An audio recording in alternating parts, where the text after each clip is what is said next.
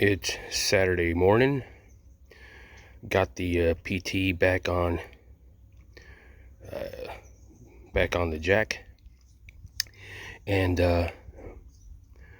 but I have it on the jack not because the engine isn't running right, because like I said, I'm about to change the brakes because the engine has been running outstanding ever since last week when I got that all that major stuff done. It's been running great. So, but yeah, like I said, I had to do the brakes. So, got it on the jack, and got the tires loosened. Got my brakes here, brake pads from the AutoZone, Duralast. It's like the lowest, cheapest ones you get, $33. I'm not about to pay. It's a commuter car. I don't need high-end brakes. It's not a race car. So these are in here. But I'm going to show you how easy it is to change brake pads, the front brake pads on a vehicle. And they're all pretty much the same. So let me take these wheels off. I have them loosened already, so let me get them off and get this started.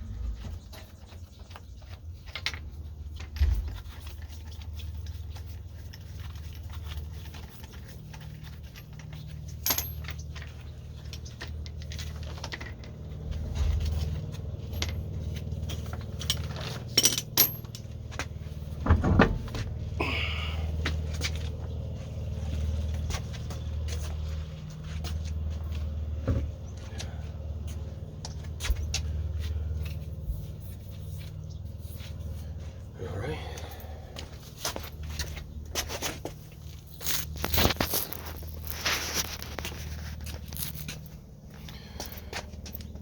Alrighty. Got the wheel off. As you can see, the rotor's still good. Good on both sides. You want to make sure it's not all eaten up here. But yeah, basically all you have to do is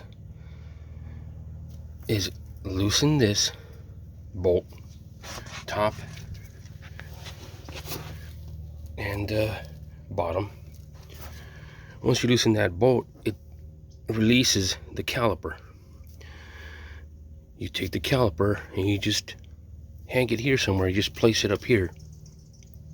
Once you do that, you remove the pads and then install the new ones. It's very easy.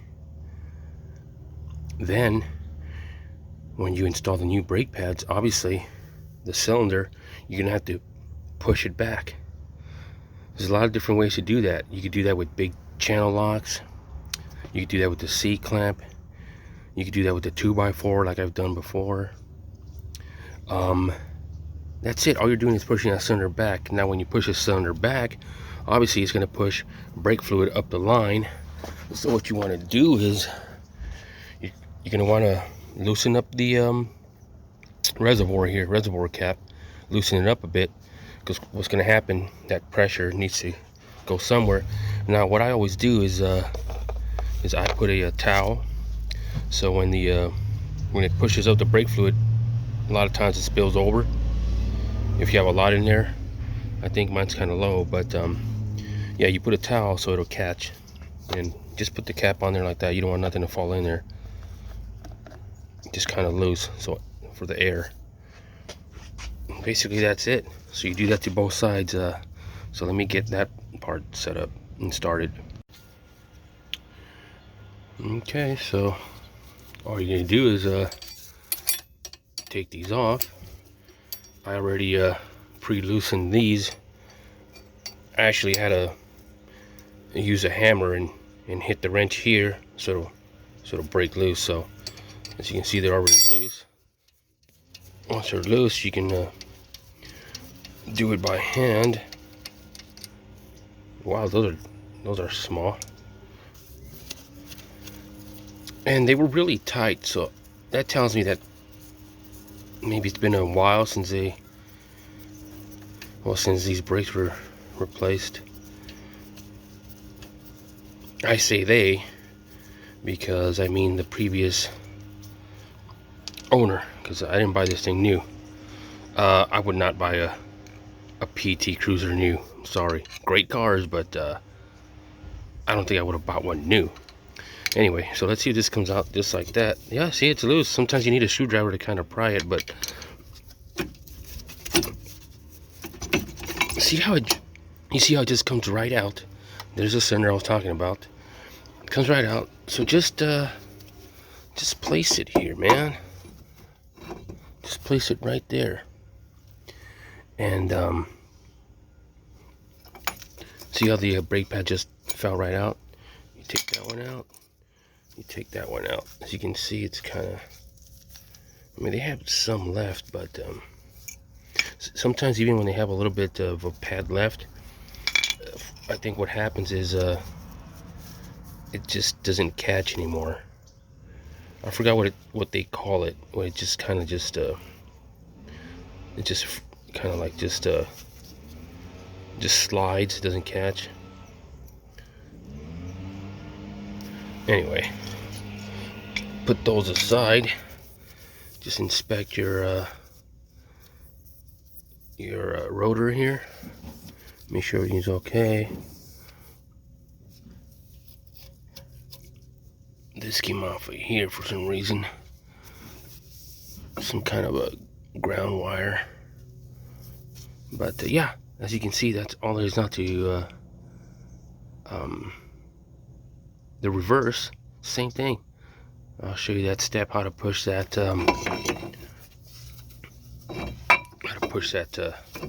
this cylinder back.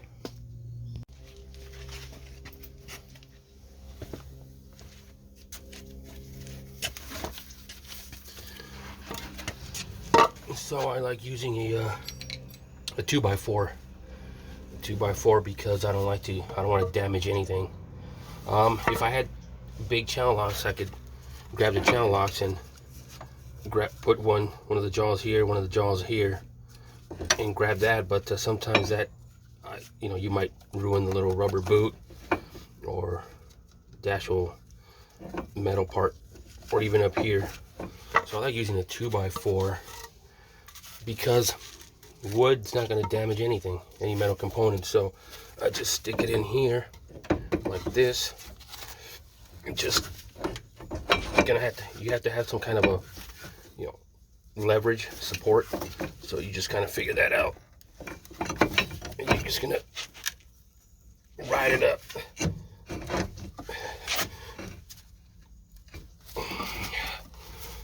Basically, you just actually I should have you see where it's at right now? It's about right here. So I'm gonna want this pretty much this part flat with this part.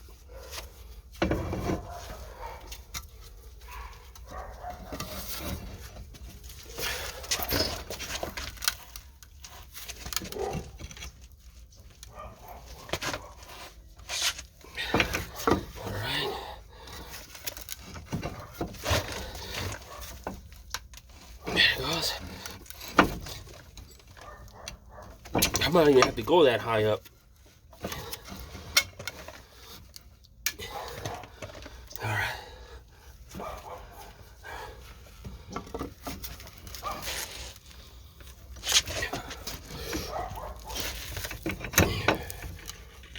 I think I might need a little bit more.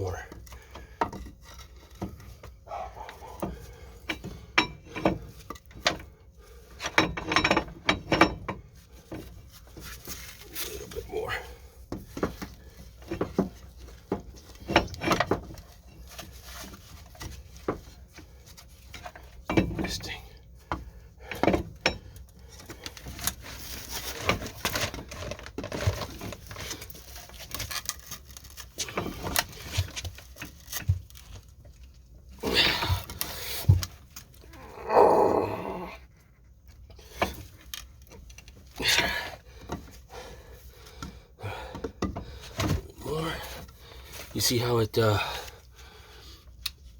got the little dimples there? Because I'm pushing up on that cylinder now. Because it's wood, it's giving in, but at least I'm not damaging this.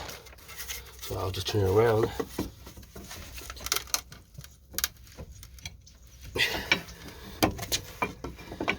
All right.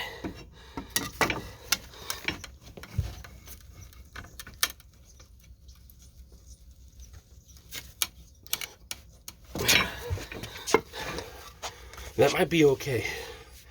All right.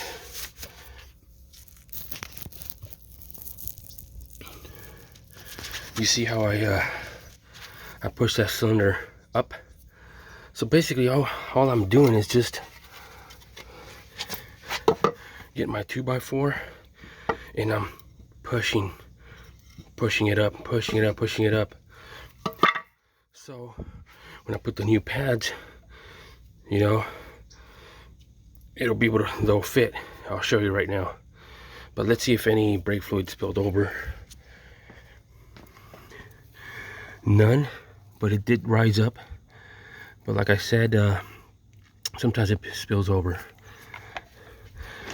But that's what you want to do.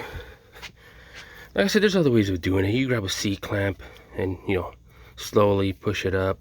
You know, I don't have a C-clamp, so I don't have a giant bar, you know, to stick in here. And I'm pretty sure that's what this is for. You take a giant bar and you push it up. But I mean, the 2x4 works great if you don't have any of that stuff. So let me put it back together. As you can see, yeah, it's quite a difference. Here's the new one. There's the old one. Look at that. Yeah. Yeah, I'd say they're pretty worn, right? Yeah. But you see how thick they are? So if I didn't push that cylinder back, so the last thing you want to do is struggle when you're putting them on. Okay, I'll show you right now. But yeah, it was time. Got the new pads in, but let me show you something here. So this is not going to slide right in, because as you can see, if you can see, it barely fits. So that means I have to slide this, push the cylinder back up further, so it'll just slide right in. A lot easier. So let me push it back a little bit more. Alright, so I push that cylinder as far back as it'll go. It's actually almost even flat with the whole bracket there. So that should slide right in.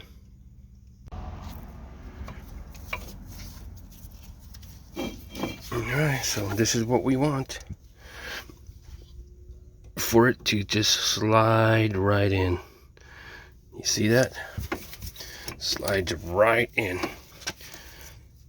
So now, so you definitely have to push that cylinder all the way up when you have new brake pads. You got to push the cylinder all the way up for it just for the caliper to just, you know, slide right in. All right, let me put the bolts back on, and that's pretty much it for this side. And that's pretty much it. Got that one done. Got this side done. And let me show you what I was talking about. Once you put that, you push that second cylinder up, you see how high that brake fluid went up. So that's why you always want to keep a little towel in case of over spillage, but in this case it did not, so I'm good. Just put the cap back on. Make sure to push the cap back on before you push the brakes. If not, you'll definitely have a mess. Let me put these wheels back on. All right, brakes all done, tires on. Let's go for a little spin and see if we stop. If we can't stop, then we have a problem. So let's go and go for a drive. All right, so let's put the old seat belt on. Slap on the old Ray-Bans. Alrighty. Rub the lucky dice for luck. And let's drive.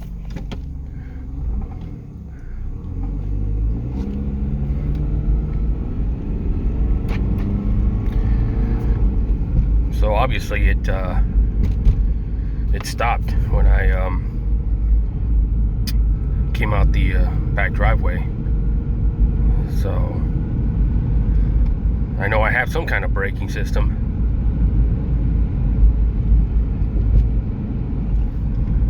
So let's turn here, okay. We're stopping. We stop, okay. So far so good.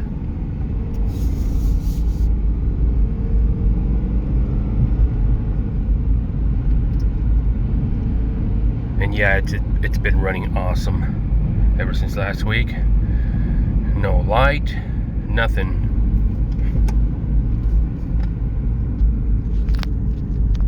Okay, another stop sign.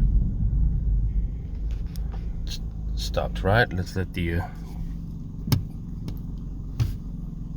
biker go. Cool looking bike. I think he's a new guy. You see, and you know what? Every time I see a guy dragging his feet like that when he just takes off, it's got to be a new rider. You know, I've been riding motorcycles for a long time, and there's absolutely no need to dangle your feet like that. I don't see what the need is, unless you're new and you're a little nervous at takeoff. I've seen that a lot. So yeah, cool bike though. I wish I had that bike. It looks like one of those bikes you can take on the road and dirt. I have a street bike and a cruiser bike, and they're both fun. All right, so let's see. But it's not about that. It's about the PT right now. Okay, we're coming to a traffic light. Stops just fine.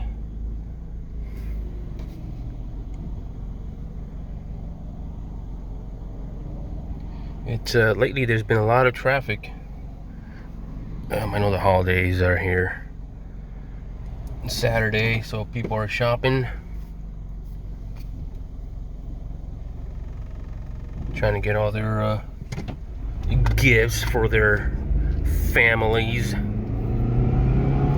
Alrighty.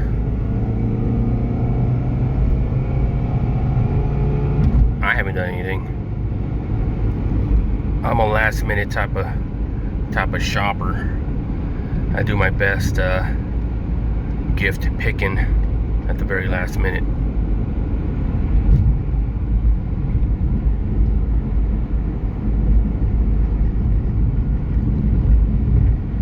Nice day today, clear. It was supposed to storm. We've been waiting for the storm. The storm of the year hasn't happened out here in Southern California. SoCal, Cali.